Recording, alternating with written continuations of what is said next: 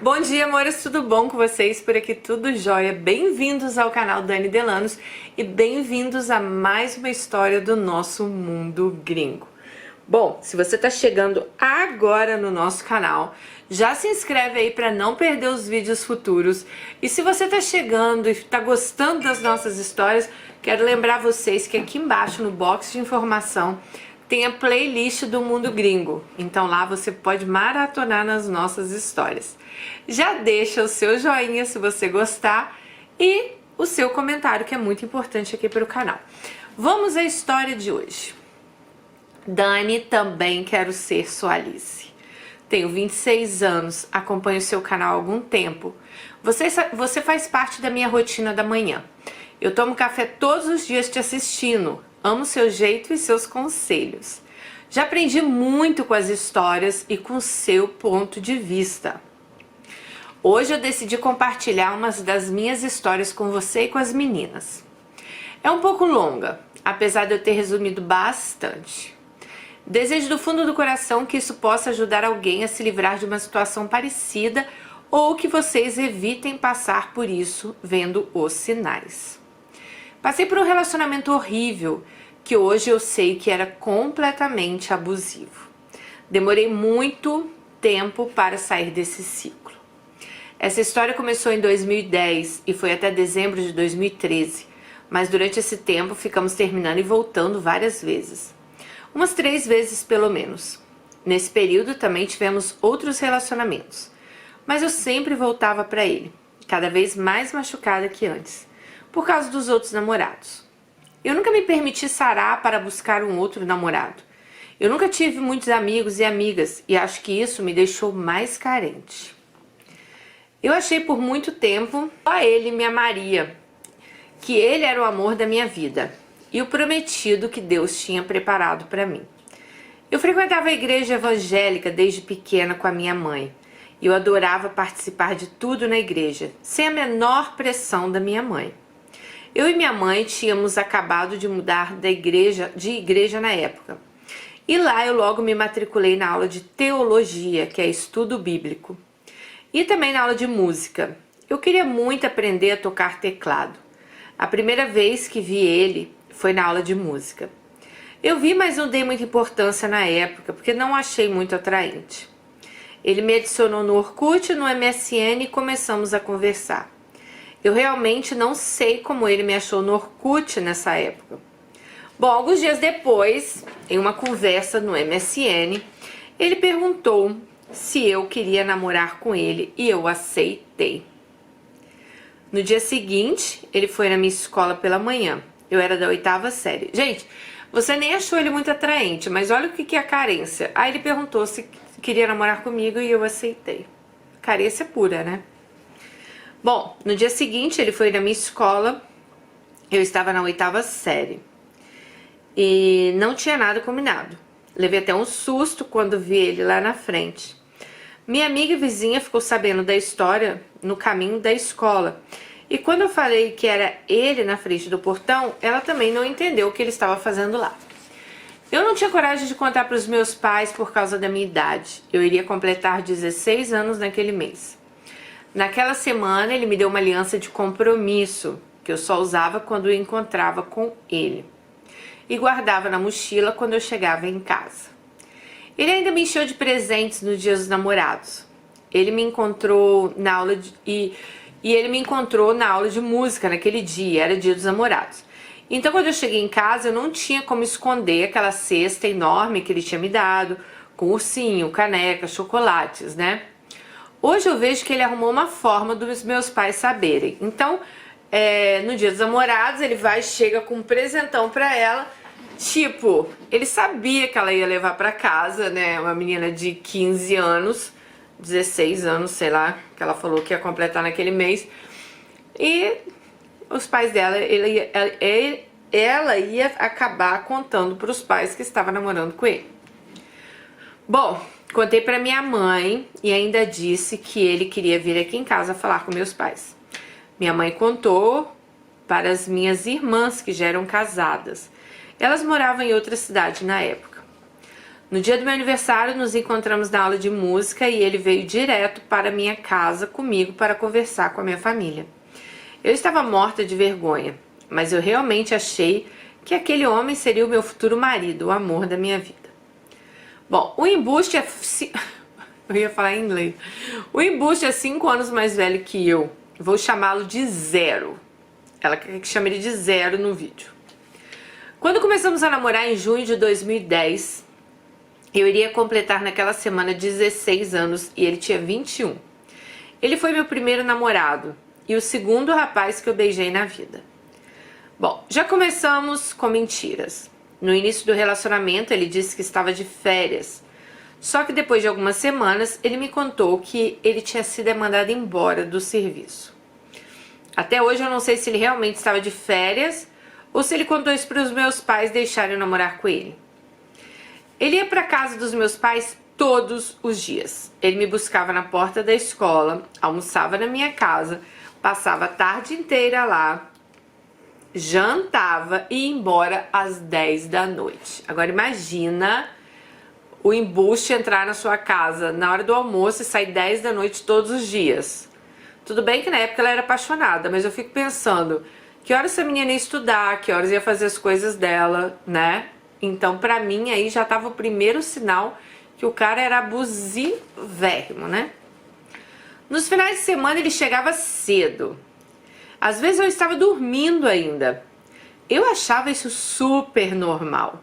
Eu nunca tinha namorado na vida, eu estava num conto de fadas no País das Maravilhas. Ele começou a fazer aula de teologia comigo por um tempo, até que ele começou a me desanimar de assistir às aulas, dizendo que a gente poderia ficar mais tempo juntos fazendo outras coisas.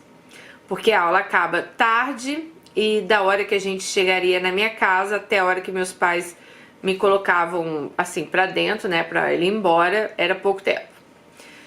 Dani decidi parar com tudo, desisti até de aprender a ler partitura, que é basicamente a leitura da melodia em símbolos, muito usada em orquestras, que era uma parte teórica, antes de eu começar, né, a aprender o teclado, que era o sonho da minha vida. Eu, boba, achei mesmo que era melhor ficar com ele e aproveitar o nosso tempo juntos. Gente, se um cara, ele não te põe pra frente, pra sua vida andar pra frente, e sim pra andar pra trás, já é o primeiro sinal ali, porque é uma pessoa que vai te desencorajar, né? Vamos supor, nossa, eu tenho um sonho de ser advogada. Aí você conhece um cara e ele fala, mas direito é uma besteira, pra que você quer fazer isso? Não, vamos casar, você cuida da casa. Sai fora correndo, porque uma pessoa que ela não está ali, né, do seu lado pra levar seus sonhos em frente, né, aquele sugador de sonhos, vocês saem fora.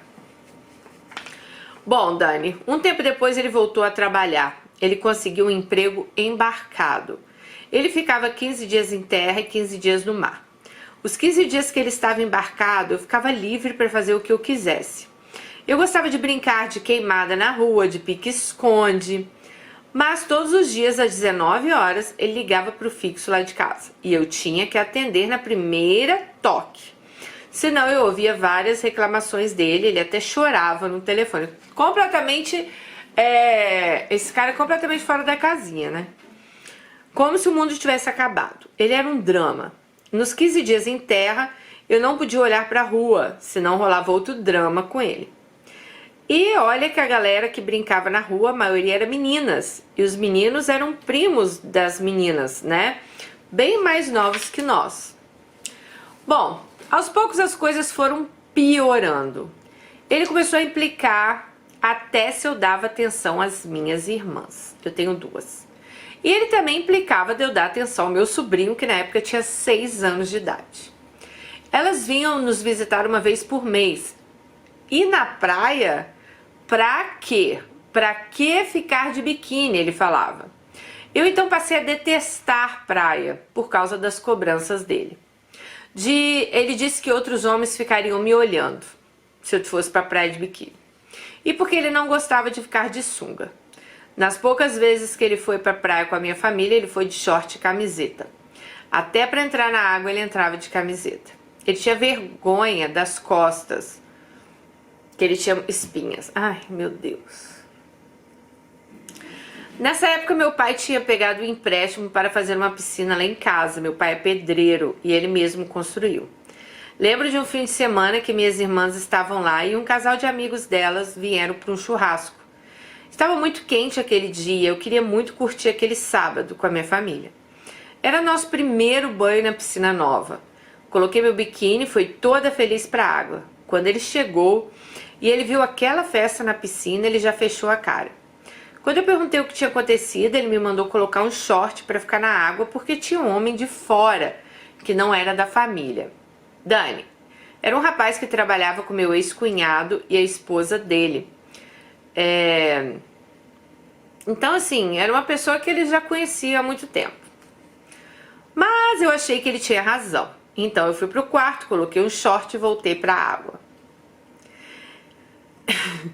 Ai, gente, me dá vontade de pegar vocês pelo pescoço. Eu sei que essa história já passou, mas a minha vontade... Ai, meu Deus do céu! Falar, acorda, menina! Ai... Gente, então ele começou depois também a reclamar que quando as minhas irmãs estavam em casa, não tinha espaço para ele lá, pois ninguém dava atenção para ele. Ai, Dani, completamente sem noção. Ele que não conversava com ninguém. Meus cunhados puxavam papo, tentavam fazer conversa e nada. A vida dele era ficar grudado em mim. Até dentro da minha casa eu ficava de biquíni e short. Com o tempo, depois de tanto me falarem sobre essas coisas, eu fui ficando cansada de ouvir as reclamações dele.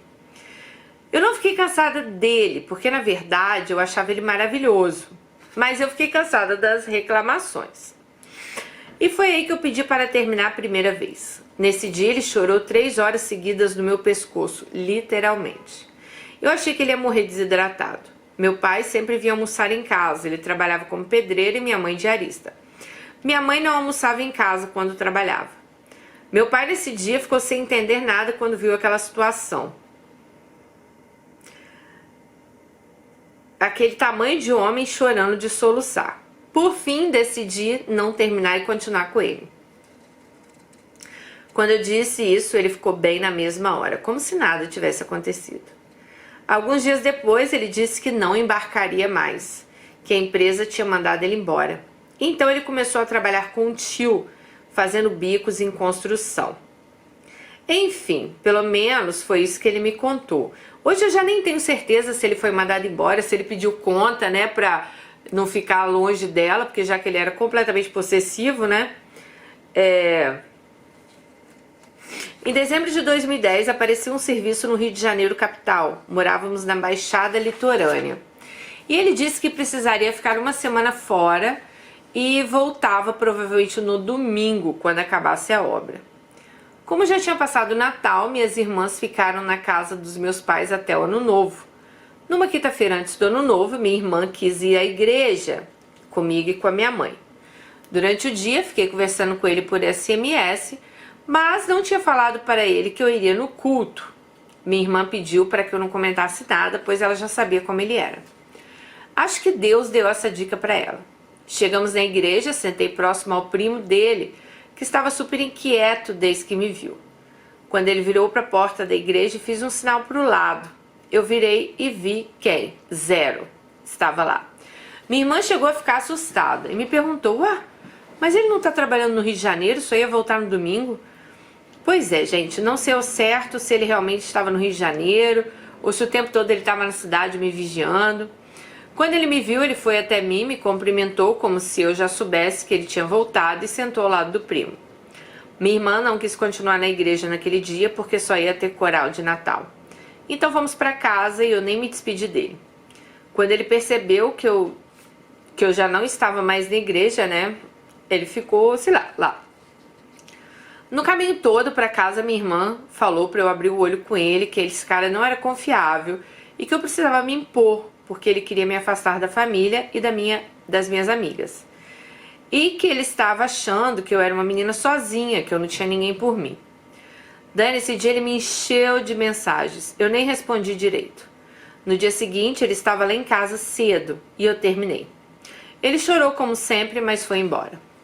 Alguns dias depois, o irmão do meu cunhado veio para casa dos meus pais com a família. O nome dele, Matheus. Nome fictício, tá, gente? O filho de Matheus tem minha idade, também veio. Minha outra irmã, que é tia dele, deu a ideia da gente ir pro cinema com algumas amigas e o namorado dela na época. Fomos numa boa, mas mal sabia eu que eu estava sendo seguida pelo Zero. Ele me ligou várias vezes durante a sessão do filme. A primeira vez eu ainda estava no trailer e eu atendi. Ele disse que queria o número do telefone da Vivo.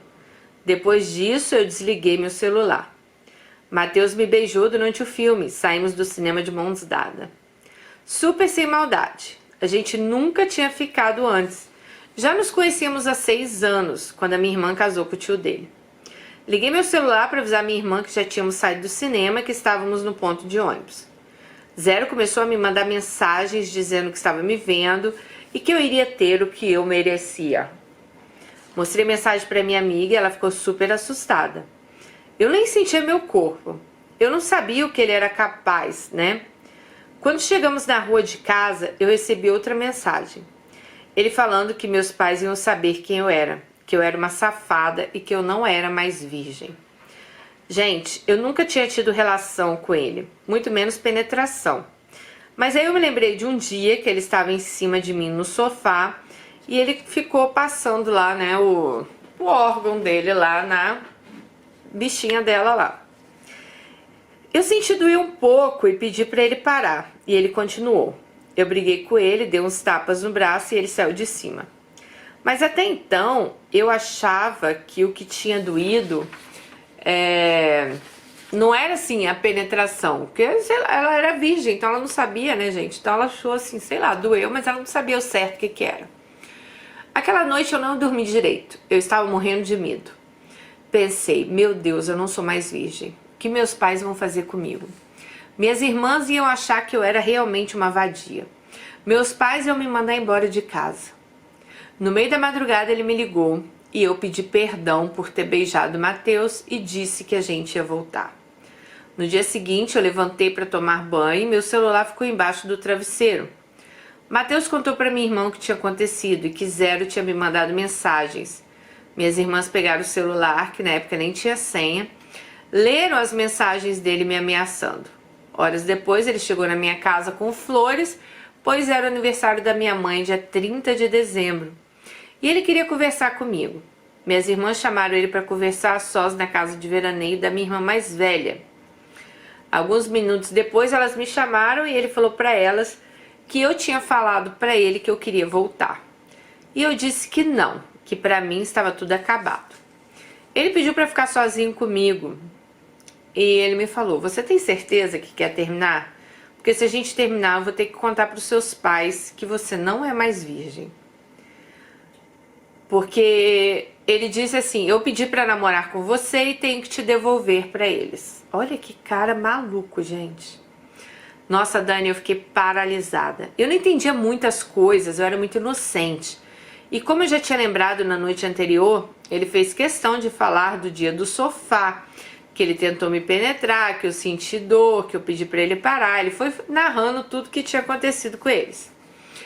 E ele continuou dizendo que nesse dia ele tinha sim conseguido me penetrar e que eu não era mais virgem. Então ele estava usando o tipo da virgindade da menina para que os pais, sei lá, forçassem a casar com ele. O cara é completamente maluco, gente. Bom, Dani, nisso meu cunhado me gritou dizendo que se eu não descesse para almoçar, ele ia subir para me buscar. Ele falou isso para que Zero soubesse, né, que ele estava ali. Zero tinha medo desse meu cunhado, então ele resolveu ir embora.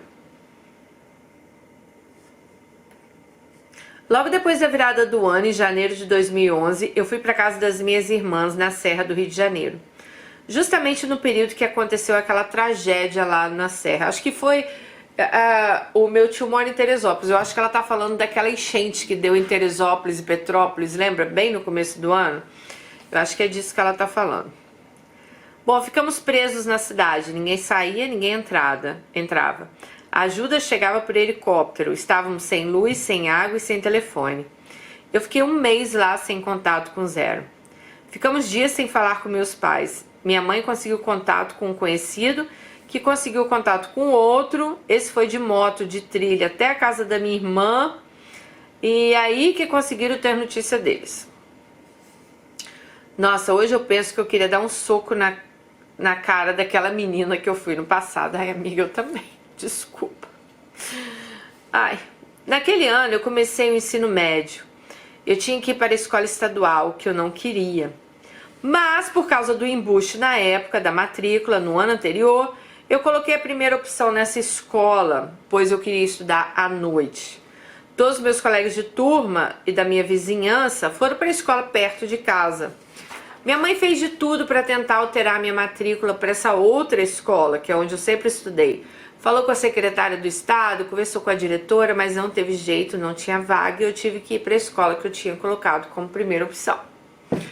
O embuste passou a me seguir. Um amigo dele tinha uma loja na rua que eu precisava passar para ir para a escola. E acho que ele falou para Zero que eu estava estudando lá.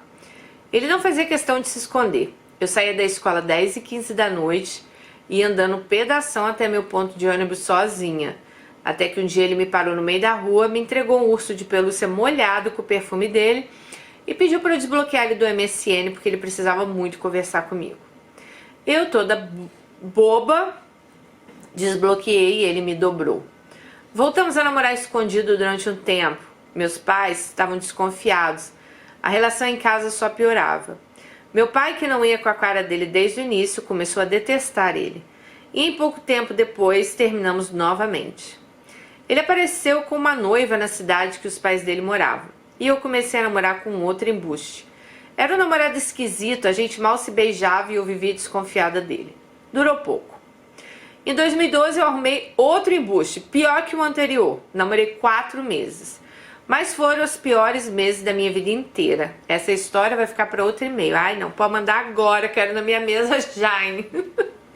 Amiga, você não pode ter uma história pior do que essa. Não, eu me recuso a acreditar.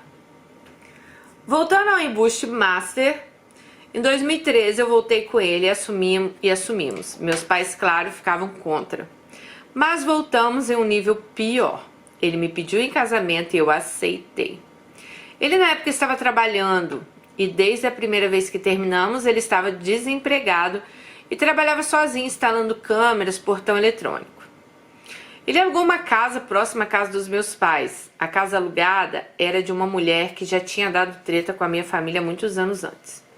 Ele arrumou um cachorro que eu pedi para ele não arrumar, pois a casa era de aluguel e o trabalho dele não tinha renda fixa e cachorro gasta dinheiro, né?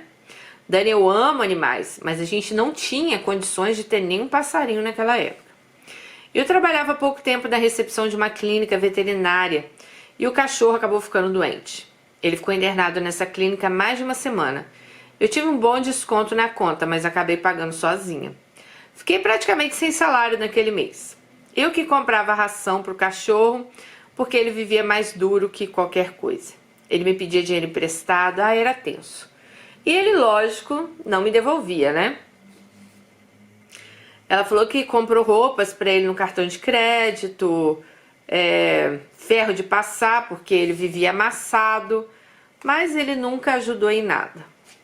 Eu trabalhava até as 2 da tarde, chegava outro rapaz para me render. Eu passava as coisas do plantão para esse rapaz e o embuste ficava do outro lado da rua me vigiando. Então peraí, eles não estavam casados ainda nessa época. Ele já estava morando nessa casa que ele alugou para eles se casarem, mas ela continuava morando com os pais dela, né? Teve um dia que de manhã eu levei um esporro daqueles da dona da clínica, porque chegou um cliente para buscar um resultado e o rapaz que estava lá não sabia onde estava o resultado. Ele me ligava e eu não retornei a ligação. Olhei meu celular e não tinha nada falando que, não tinha nenhuma miss call, nenhuma chamada perdida. Aí que ela se tocou que o Zero viu a ligação, atendeu e desligou, alguma coisa assim, viu a mensagem e não falou nada pra ela. Nessa época, Dani, eu ainda morava com meus pais, mas eu vivia na casa dele. Bom, eu consegui contornar o problema da clínica, né? E ele confessou que ele tinha olhado a ligação e a mensagem e não falou porque ele queria que eu não conversasse com o rapaz que trabalhava comigo. Dani, eu achava aquilo lindo. Afinal, ele me amava muito e morria de medo de me perder. Antes de voltar com ele, eu comecei um curso técnico em segurança do trabalho. A escola era perto de casa, eu ia caminhando e ele me levava todos os dias.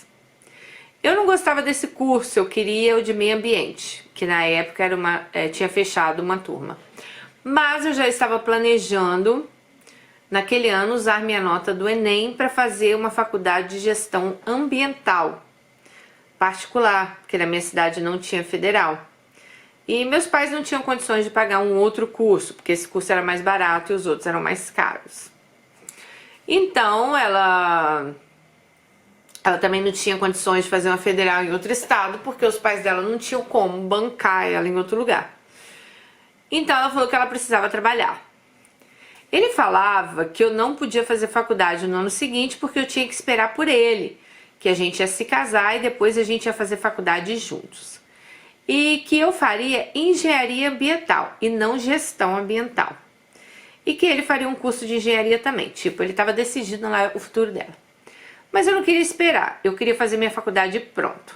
Até que eu decidi entrar no site da faculdade, mandar minha nota do Enem e em alguns dias eu recebi o e-mail que eu tinha sido aprovada. Por conta do valor da mensalidade, eu me matriculei para gestão ambiental. Ele foi comigo até o polo finalizar a matrícula. Dani, ele estava com uma cara de enterro, nem parabéns ele me deu. Enquanto isso, os documentos estavam no cartório, aguardando a gente marcar a data do casório.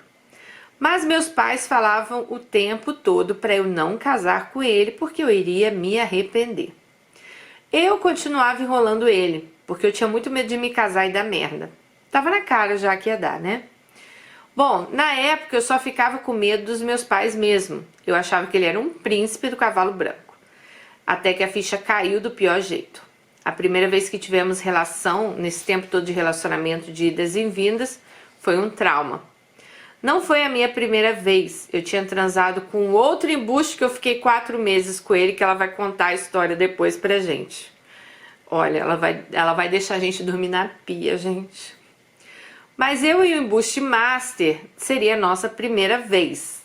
Se bem que ele jura de pé junto que ele tirou a virgindade dela, vocês lembram, né? Eu estava tranquila, de boas, usando proteção, porque eu não tomava anticoncepcional e ele sabia. Ele apagou a luz do quarto, achei que era pra gente ficar mais à vontade. Só que nisso que ele apagou a luz do quarto, gente, o embuste zero, embuste zero, ele tirou a camisinha e foi lá penetrar nela. Ela não viu, tava escuro, né? Quando eles terminaram lá de transar, né? Ela passou a mão assim e ela falou, que é isso? Ele falou assim, ah, deve ser você que gozou. Tipo, não é ele que gozou dentro dela, né? Deve ser você que gozou. Ela falou assim, não, não é possível, cadê a camisinha? Aí ele falou, ah, deve ter ficado dentro de você, a camisinha deve ter saído, então, né? Dani, corri pro quarto e vi que a camisinha estava lá limpinha, ele tinha tirado. Armei um barraco com ele e falei que ele tinha que arrumar uma pílula do dia seguinte pra mim. Gente, ele queria engravidar ela, né? Assim, de qualquer maneira, né? Pra ver se ela casaria com ele. Gente, meu Deus, que cara maluco, cara. Bom, aí ela fez aquele escândalo que ela queria uma pílula no dia seguinte, já estava tarde. Ele foi comigo até minha casa, mas eu pisava no chão e não sentia nada. Meu corpo estava fora do lugar. Eu só pensava nos meus planos. Como assim? Minha faculdade? Se eu tivesse que casar com ele? Se eu tivesse grávida? Eu pensava na vida que eu ia ter com ele. No dia seguinte, ele foi lá em casa com uma cartela de 2 comprimidos. Não me recordo bem. Fiquei até com medo de ser outro remédio, mas pesquisei na internet e vi que era realmente a pílula do dia seguinte. Mesmo assim, tomei com muito medo.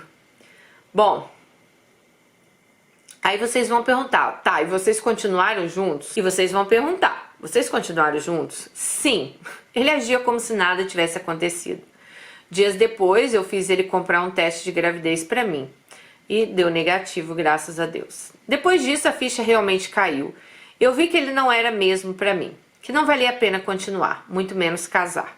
E na virada de 2013 para 2014, brigamos, porque eu queria passar a virada com a minha família na praia e ele queria que eu fosse para casa de uns amigos dele. Ele sabia dos problemas que minha família passou naquele último ano e que eu precisava ficar com eles. Ele disse que eu não fazia feliz e que ele queria terminar comigo. Terminei, ele chorou como sempre, implorou, mas disse que eu era o amor da vida dele, que ele nunca ia deixar de me amar, porque ele jurou a Deus que eu seria a esposa dele, que ele não encontraria ninguém que me amasse, que eu nunca encontraria ninguém que me amasse como ele.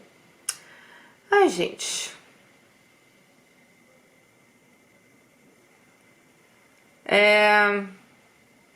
Enquanto eu arrumava as roupas dele que estavam no meu guarda-roupa, o celular dele que estava em cima da cômoda apitou.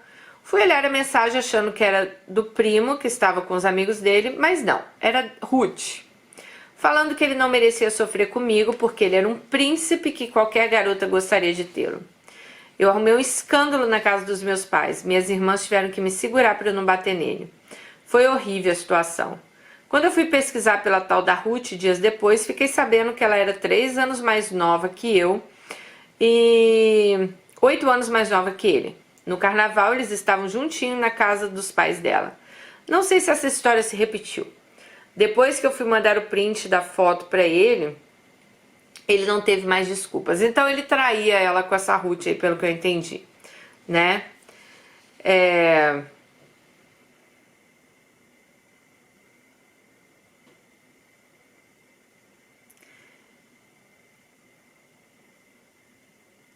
Aí um dia ela tentou, acho que entrar em contato com ele para mandar alguma coisa, ele disse que estava casado e que ela não deveria mais mandar mensagens para ele.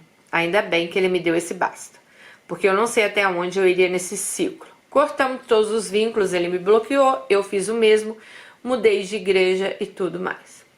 Anos depois de 2015, quando eu estava num outro relacionamento, eu recebi uma mensagem de áudio vazio no WhatsApp. Era um outro DDD. Eu achei estranho.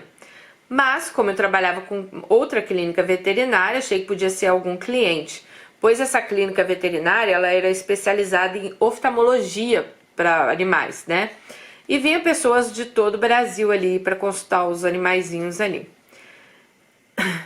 Mandei uma mensagem perguntando quem era. Comecei a receber várias mensagens sem nexo, perguntando coisas da minha vida pessoal. Cortei o papo. A pessoa perguntou se meu atual parceiro sabia que eu tinha uma pinta na virilha. Dani, era ele. Era coisa típica dele. Escroto demais. Mandei os prints pro meu namorado na época e ele foi tirar satisfação com ele. Apesar de uns meses atrás, o embuste veio olhar minhas redes sociais, pois viu o nomezinho dele gravado lá nos meus stories. Fui olhar o perfil dele e vi que ele se casou com uma moça. Ele não postava muita coisa nas redes sobre ela. Eu não sei o que aconteceu com eles, mas só peço a Deus que guarde essa menina, ou que ele tenha se conscientizado das ações dele. Atualmente eu moro em outra cidade, mais próxima da capital do meu estado. Estou no relacionamento há 4 anos, moramos juntos há 3 anos e meio. Relacionamento saudável, ele me apoia, me ajuda, compreende meus dias de trabalho, na minha correria e me ajuda nas tarefas. Eu concluí minha faculdade de gestão ambiental, tive vontade de esfregar meu diploma na cara dele, mas me segurei. Hoje curso Ciências Biológicas. Eu já queria te contar essa história desde que eu descobri seu canal e comecei a ver tantas histórias de relacionamento abusivo. Percebi que esse relacionamento de fato foi muito abusivo. Na maioria dos casos, para não generalizar e falar todos, eles começam com sinais óbvios que a gente decide não ver. Talvez por carência ou por achar que aquela pessoa é o último biscoito do pacote, por medo de ter que tomar as rédeas da própria vida e seguir em frente sozinha, ou por depender até financeiramente do abusador. Pelo amor de Deus, precisamos ser independentes para termos a opção da nossa escolha. Principalmente a escolha de ser feliz. Eu agradeço muito a Deus por esse livramento. Hoje eu poderia estar com um filho de 5 anos desse relacionamento. Talvez eu estivesse com esse embuste ainda. Talvez eu não teria vivido tanta coisa, né? Linda, desde que eu coloquei um ponto final nessa relação. Talvez ele tivesse me proibido de estudar, de ver minha família, e quem sabe eu faria parte da estatística de violência doméstica. Porque a única coisa que ele não fez foi me bater, mas acho que isso também não ia demorar muito. Mães e pais, ensine a seus filhos os limites e até onde o outro pode chegar. Ensine aos meninos que o corpo da mulher deve ser respeitado e que não é não. Dani, um beijo e obrigada por compartilhar a minha história. Alice, um beijo, um beijo. Gostei muito do que você falou no final. Eu sempre falo aqui, vou continuar falando em todos os vídeos. A nossa independência financeira, gente, ela é a nossa liberdade. Porque quando você é independente financeiramente, você tem como escolher se você quer ou não estar nesse relacionamento.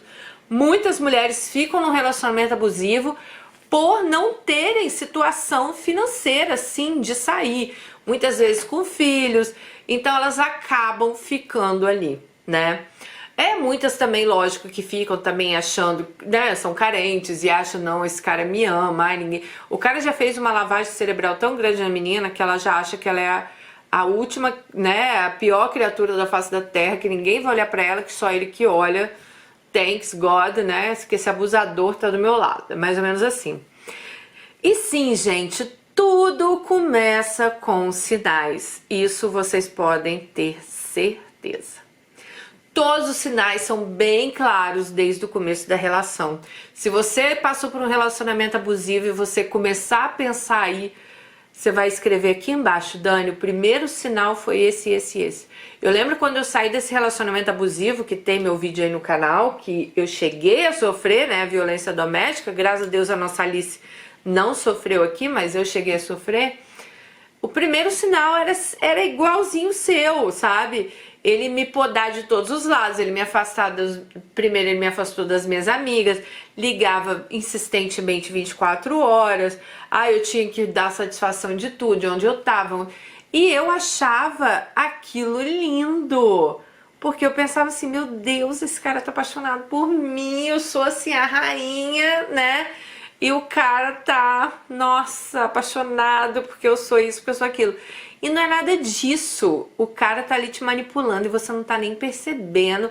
E quando você chega, que você casa... Eu lembro que quando eu casei com o Jim, nossa, eu tive muita vontade de desistir do meu casamento, gente. Muita vontade.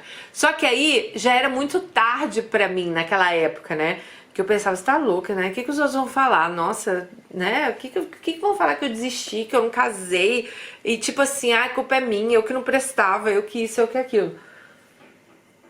Antes eu não tivesse casado, né, gente? Antes eu não tivesse casado. Mas, os sinais estavam ali, gente, desde o começo, bem claros ali. É porque, infelizmente, quando você tá no começo desse relacionamento...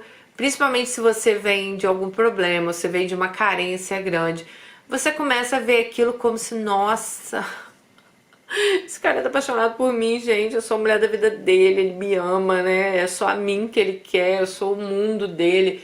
E não é nada disso, porque não é normal uma pessoa chegar na casa da menina na hora do almoço e ir embora 10 da noite, né?